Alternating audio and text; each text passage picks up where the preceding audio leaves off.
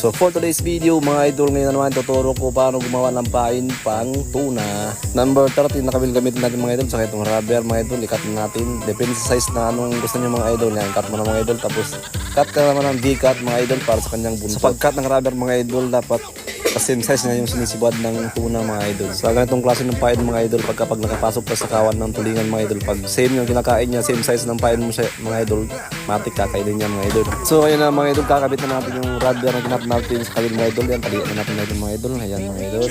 Sa pagtali ng rubber sa kawil mga idol, dapat higpitan nyo ng maigi mga idol, kasi pag ginain ng tuna yan mga idol para hindi mawasak mga idol.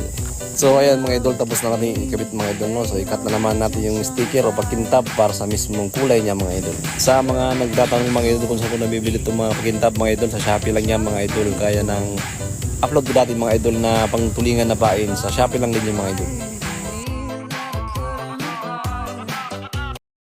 At ayun mga idol, tapos na natin ikat mga idol. So ikakabit na natin mga idol sa ibabaw ng rubber mga idol.